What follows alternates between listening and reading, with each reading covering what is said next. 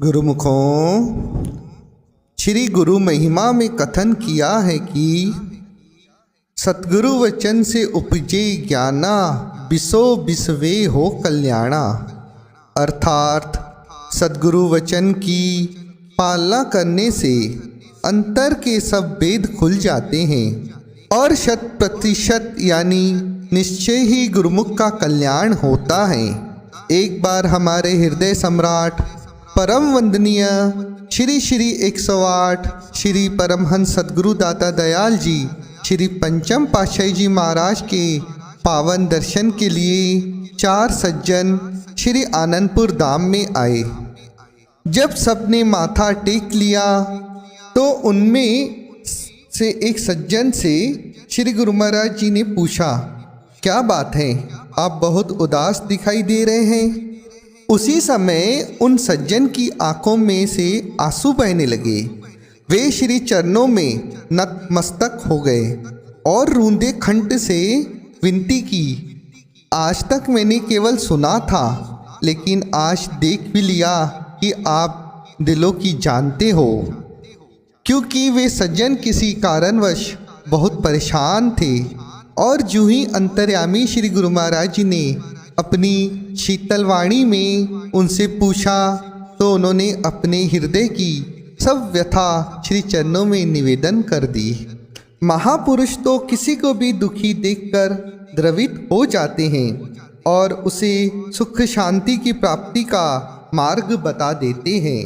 अतः श्री गुरु महाराज जी ने फरमाया, हमारी बात मानोगे तो हमेशा खुश रहोगे। उन सज्जन पुरुष ने विनती की, मैं वचन देता हूँ कि आप मुझे जो आदेश करेंगे मैं उसे मानूंगा। श्री गुरु महाराज जी ने उन्हें नाम भक्ति का उपदेश दिया और अपना शुभ आशीर्वाद प्रदान किया। उन्होंने श्रद्धापूर्वक श्री वचनों को सिरोधाय किया और जब अगली बार श्री चरणों में उपस्थित हुए तो यह विनय की, स्वामी जी, आपके आदेश की पालना करने से, आपके द्वारा दिए हुए पावन नाम का सुमिरन करने से मुझे आत्मिक शांति की प्राप्ति हो रही है। मैं आपका आभारी हूँ, सदा आभारी रहूँगा।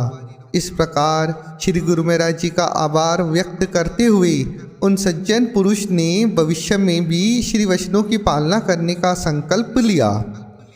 उस समय तो उपरोक्त पावन वचन श्री गुरु महाराज जी ने उन सज्जन पुरुष के लिए उच्चारण किए और यदि विचार किया जाए तो प्रत्येक गुरुमुख के लिए सफलता प्राप्ति का मंत्र भी यही है।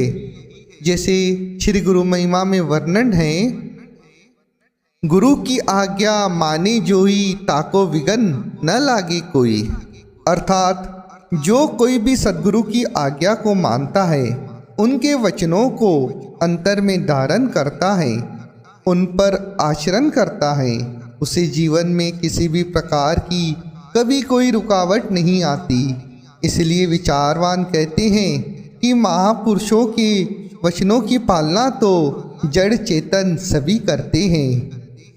इस संदर्भ में बहुत सुंदर एक दृष्टांत इस प्रकार है कि एक बार श्री आनंदपुर धाम के एक खेत में हमारे परम आराध्य देव जगत वंदनीय प्रातः स्मरणीय श्री श्री 108 श्री परमहंस अवतार जी श्री तृतीय पातशाही जी महाराज जी ने कृपा फरमाई।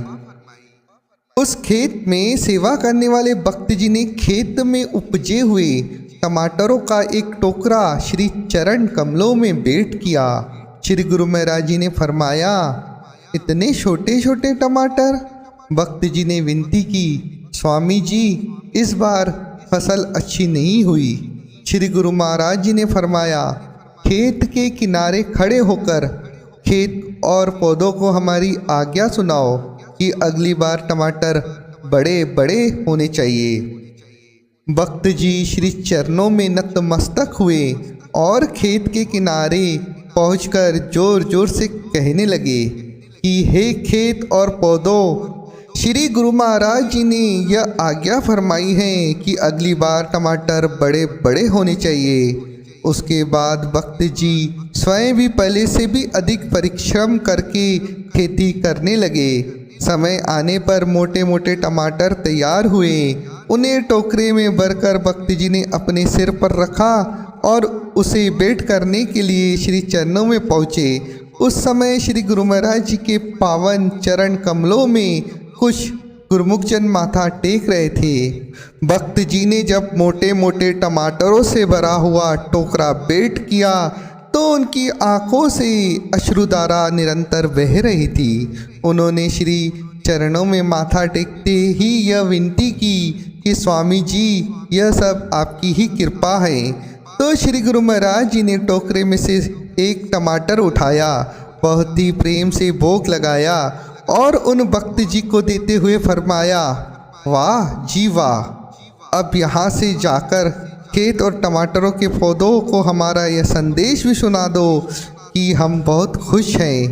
तत्पश्चात श्री गुरु महाराज जी ने उन भक्त जी पर भी अपनी प्रसन्नता प्रकट की और अपना शुभ आशीर्वाद देकर उन्हें भक्ति के सच्चे धन से भरपूर कर दिया। भक्त जी ने श्री चरण कमलों में प्रेम पूर्वक माथा टेका और खेत पर पहुंचकर श्री वचनों की पालना की। तात्पर्य यह कि सद्गुरु वचन की पालना करने में ही सुख है, उन्नति है, कल्याण है। संत सहजोबाई जी का कथन है कि गुरु वचन हृदय धरो, जो कृपन के धाम, भूमि गड़े माथे चढ़े, सहजो लिए तो राम। कि गुरुमुखों को सद्गुरु वचन की संभाल इस तरह से करनी चाहिए जैसे कंजूस व्यक्ति अपने धन की संभाल करता है। यदि वह अपने धन को जमीन में कहीं दबाकर रखता है तो भी हर समय उसका पूरा ध्यान उसी में ही लगा रहता है, जबकि अपनी वृत्ति को उस धन में से इस तरह लगाने से उसे कुछ प्राप्त तो नहीं होता, फिर भी एकाग्रता पूर्वक वह उसकी देखभाल तो करता ही रहता है। उसी तरह जब गुरुमुख जन एकाग्र पूर्वक सद्गुरु वचन की पालना में संलग्न हो जाते हैं तो उन्हें परमात्मा की प्राप्ति हो जाती है। अतः प्रत्येक गुरुमुख का कर्तव्य है कि महापुरुषों के पावन वचनों के अनुसार अपना जीवन बनाए, जिससे उनकी प्रसन्नता प्राप्त हो और लोक परलोक सार्थक हो जाए।